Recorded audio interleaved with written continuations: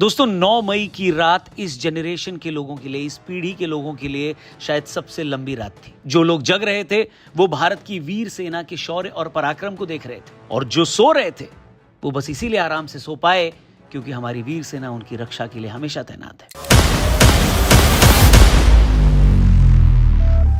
अचानक देर शाम खबर आई कि बॉर्डर से सटे इलाकों में पाकिस्तान ने ड्रोन और मिसाइल से हमला कर दिया। जम्मू, पंजाब, राजस्थान के कई इलाकों में हमले हुए।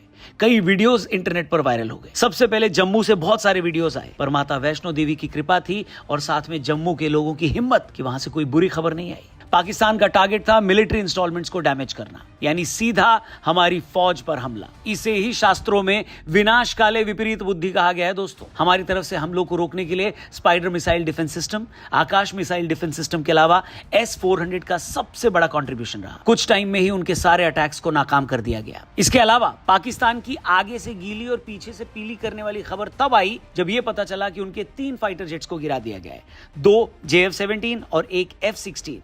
और सबसे बड़ी खबर कि उनके एक पायलट को पकड़ भी लिया गया। हालांकि पायलट की आइडेंटिटी रिवील नहीं की गई है क्योंकि जिनेवा कन्वेंशन के तहत जो प्रिजनर्स ऑफ वॉर होते हैं, जो POWs होते हैं, उनकी पहचान गुप्त रखी जाती है। लेकिन आपको याद होगा विंग कमांडर अभिनंदन को जब पाकियों ने पकड़ा था तब उनकी आइडेंटिटी तो दुनिया के सामने उन्होंने रखी थी, साथ में उनसे जबरदस्ती वीडियोस भी बनवाई थी। यही हरकत बताती है पाकिस्तान की औकात, और इसीलिए आज यही है पाकिस्तान के हालात। इसके बाद बारी थी भारत की। पाकिस्तान के अलग अलग शहरों में लगातार हमले हुए। लाहौर, इस्लामाबाद, कराची, सियालकोट एटसेट्रा। अरब सागर से भी अटैक की खबरें आई। पाकिस्तान की तबाही में कोई कमी न आए इसलिए दूसरी तरफ से पाकिस्तान के अंदर BLA यानी बलोच लिबरेशन आर्मी ने भी मोर्चा संभाला।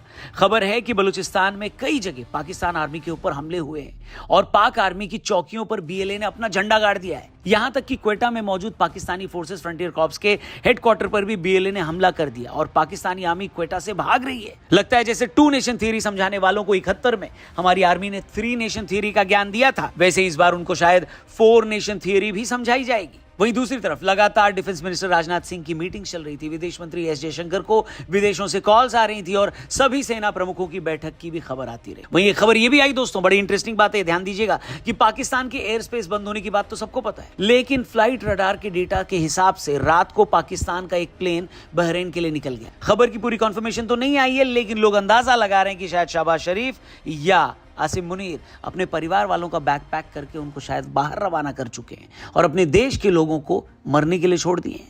अमेरिका से भी जब इस हमले के बारे में बात हुई, इस कॉन्फ्लिक्ट के बारे में बात हुई, तो उनके वाइस प्रेसिडेंट ने कल रात को ही कहा कि it's none of our business, यानी ये हमारा काम नहीं है, वो लोग आपस में निपट लें। और दोस्तों, हमने अपनी हर वीडियो में यही कहा है कि जैसे डॉक्टर मरीज को बोलता है ना कि जब तक आराम ना आए दवाई लेते रहो, उसी तरह जब तक पाकिस्तान की हरकतों में आराम नहीं आएगा तब तक उसे ऐसी दवाई मिलती रहेगी। ऑपरेशन सिंदूर के बाद ऑपरेशन सिंदूर 2.0 तो हमने देखा, अब आगे की भी इंस्टॉलमेंट्स पाकिस्तान को मिलती रहेगी।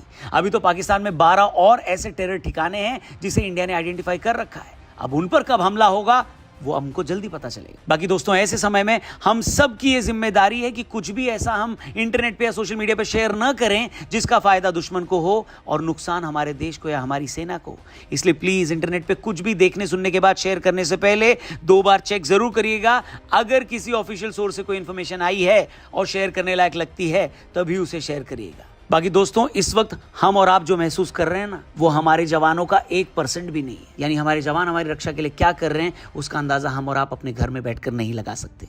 इसलिए उन सब के लिए प्रार्थना करें और उन सब परिवार वालों को, उन सब फैमिलीज को नमन करें, प्रणाम करें, दिल से थैंक यू बोलें, जिन्होंने अपने बच्चे को, अपने पति को, अपने भाई को, अपने पिता को हमारी रक्षा के लिए समर्पित कर दिया, इस देश के लिए समर्पित कर दिया। माँ भवानी उनकी रक्षा करें, महादेव उनकी रक्षा करें। बहुत ही जल्द कल रात से लेकर अब तक जो कुछ भी हुआ है उस पर ऑफिशियल जानकारी आएगी, उस पर भी हम आगे जरूर बात करेंगे। इस वीडियो को अपने दोस्तों से जरूर शेयर करिएगा, चैनल को सब्सक्राइब करके जाइएगा और हमारी फौज के लिए, हमारी सेना के लिए, हमारे जवानों के लिए प्रार्थना जरूर करिएगा। जय हिंद, जय भवानी।